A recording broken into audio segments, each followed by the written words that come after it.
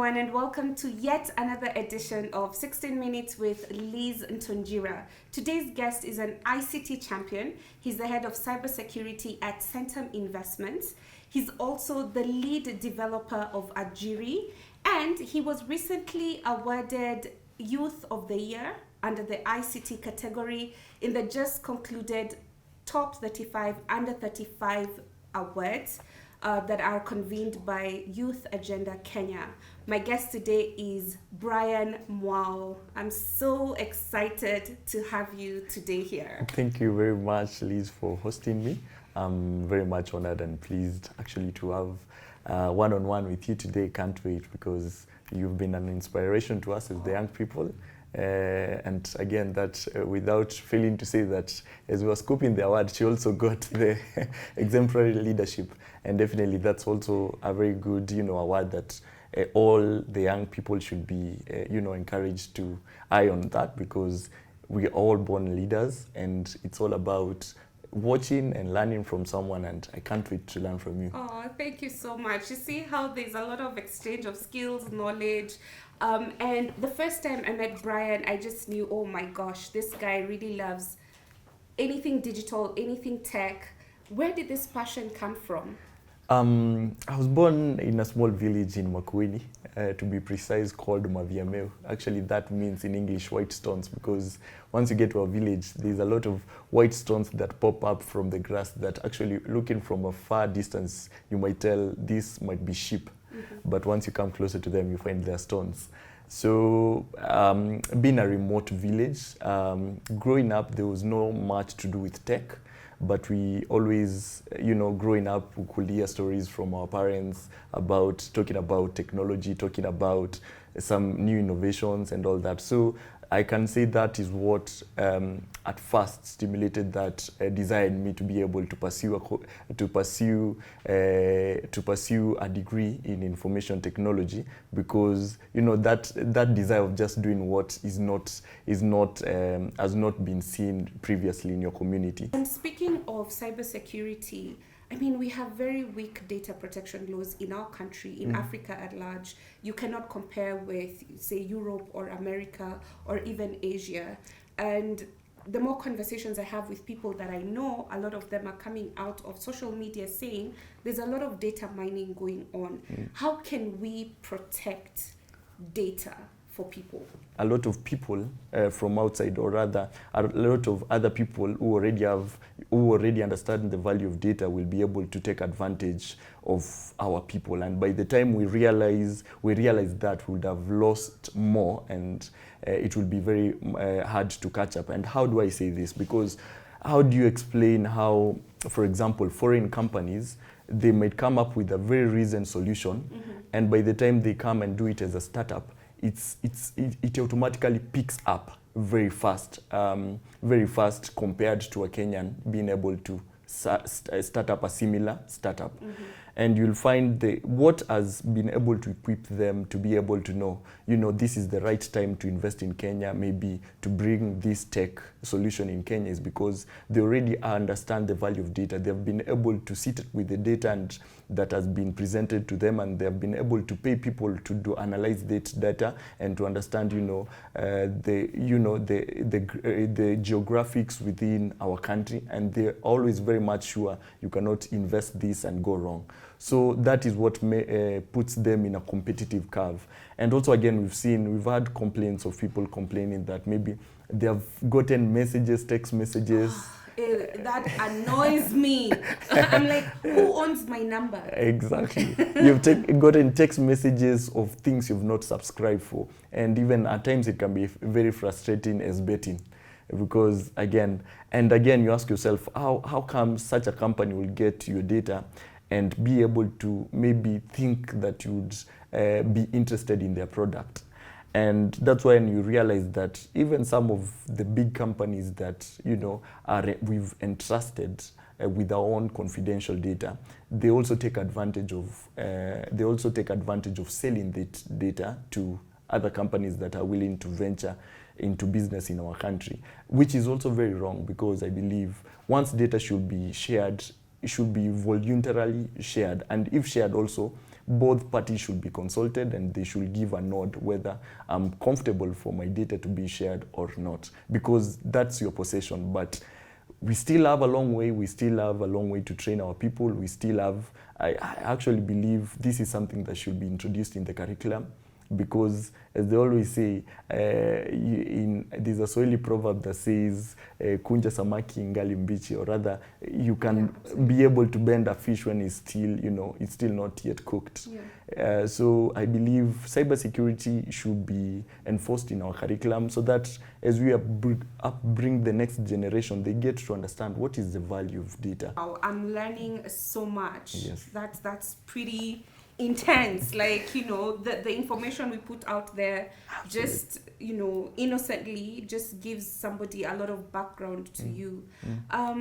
I'll go back to something that you earlier mentioned of matching skills, and I know Ajiri has been doing such phenomenal work and has had quite a number of positive impact within the youth. Please tell us more about Ajiri. So Ajiri is an application that was launched by Centum and developed by Kenyan youth, actually 5 of us from different counties. I from Makueni, one from Turkana County, a lady from Kisumu County, a guy from Kericho, and another one from Kisii, and all from different universities.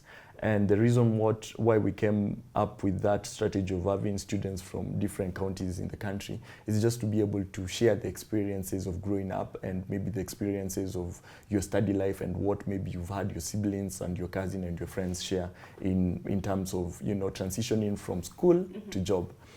And Ajiri was developed with the motivation, or rather the vision of Ajiri is to connect potential employers to their desired workforce in real time. Because why do I say in real time?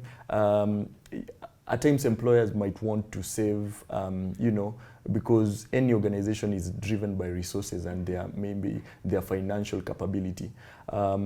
Maybe a company, a firm might not be able to hire full-time an HR, but they might be maybe able to outsource occasionally as they need them. So now this platform gives the employer that advantage. You only outsource for a skill or for a skill when you need it during your desired time. And it was launched in May 2019. And actually the uptake was really nice. It was really amazing because, again, one of the greatest challenges we face as Africa at large, and also as Kenya to be precise, is youth employment. And just being a youth transitioning from school to work, you find it's very hard. Even others, I remember even for my case when I graduated, it's a couple of places where I requested to join as an intern, not with not even an interest of being paid, just to be able to acquire that skill, because it's a question that you get being asked by employers, what's your experience like? And you just graduated. So with that in mind, we had an abstraction. Actually, we had over 5,000 users get into the platform in less than 3 days, which outshone actually LinkedIn, because I believe LinkedIn took 3 months for them to be able to gain a traction of 5,000 users. Within the first month, we were able to connect over 2,000 youth to youth employment, and this cuts across both blue collar and white collar. And we learned there was a pattern that during the weekends, again, we had a lot of, back in Kenya, we call them mama fuas, who were able to get an opportunity through the platform. We also had, we had plumbers being able to get such opportunities through the platform. And also now, inclusive of also the blue collar opportunities. And within 3 months, the impact geographics were really nice and were very much appealing. And they drew the attention of the MasterCard Foundation on the 3rd month. The president of the MasterCard Foundation, Madam Rita Roy, had come to Kenya to be able to launch the Young Africa Works initiative. So a day before meeting the president, His Excellency Uhuru Muigai Kenyatta, we by God's grace, we managed to get a sitting with her through our group CEO, that is Dr. James Mori, and we were able to share with her what we've been able to achieve in a small way, and which we believed when, you know, when empowered by the foundation, we can be able to do it in a bigger way, or rather impact more youth in the country. And from that sitting, we were able to get a first initial grant from the MasterCard Foundation of $1.4 million. And this helped us to be able now to set up Ajiri centers across 14 counties now. Wow. Over 600,000 young people. Yes. That's just phenomenal. You are doing a fantastic job. Thank you. I think in terms of when we talk about tech, a lot of people don't know the array of different career paths they can follow. Could you just give us sort of like insights into, you know, when you're talking about tech or digital media, what are some of the careers somebody can look forward to? I honestly feel there are plenty of them, and just saying that, not people to take me like I'm biased in one, you know, in one area or the other, but I feel there is more need for more data analysts, especially in all African countries, because we have data, but we lack the professional skill to be able to analyze the data and to interpret even numbers to our leaders and be able to showcase them what these numbers mean. And again, also, we need high numbers of actually, again, cyber security warriors. And this is because the rise of the need of being able to protect our sovereignty as African nations, and also globally, our global landscape from malicious people. We just had this other case of this Nigerian hacker who was arrested by the FBI called Ash Papi. What he did again, and that also I viewed it from both a negative way and also in a positive way. In a negative way, that whatever he was doing, it was really wrong, but also in a positive way, just to be able, he was also able to highlight, you know, the potential that African youth have. And if this skill is tapped in good time and taken good advantage of, that can be and used in the right way, that can be a very good resource, not only for Nigeria alone, but also for the whole world to be able, and even Africa at large, to be able to tap into it. So that story of Ash Papi, what he did, he took advantage of the US, who are giving, you know, relief and handouts to their citizens, so as to be able, you know, to help them sustain themselves during the COVID times. And this guy hacked into their system and managed to scoop all the funds that were disbursed to assist a whole state. That was around $4 billion.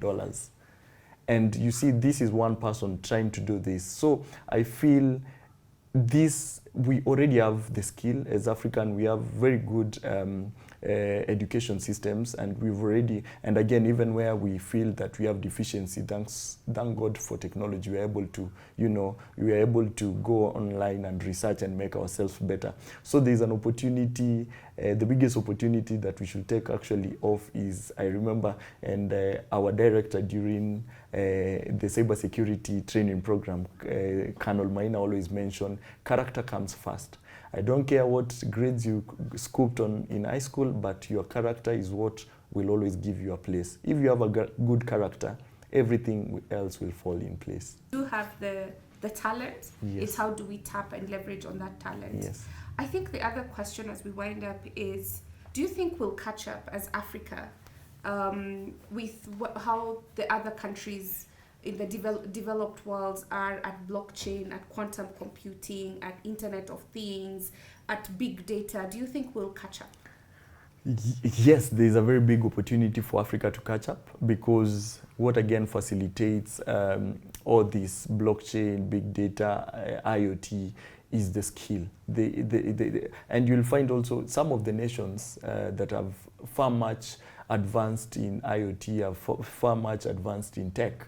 You'll find actually it's African working in in those offices, or rather in those companies and institutions. So if so there's a bit of brain drain in technology as well. A lot, because you'll find some of the biggest brands that we know, actually, even not just to mention names, I don't want to mention names, but even you find the biggest brands, cybersecurity brands we have in the country, they are foreign brands that have hired or rather recruited locals or rather Kenyan citizens, and given themselves a visibility in our country. So as Kenyans and also as local companies, they tend to have a greater trust to such companies than what we have for ourselves, forgetting that actually you can be able to, instead of going to a company X, you can get the same service from a company Y, which is local, and that way you've been able to empower the youth. So I see Kenya being one of the world global leading countries in tech, because again, we have millions of youth that have gone through university, colleges, and even online training programs to be able to advance their skill.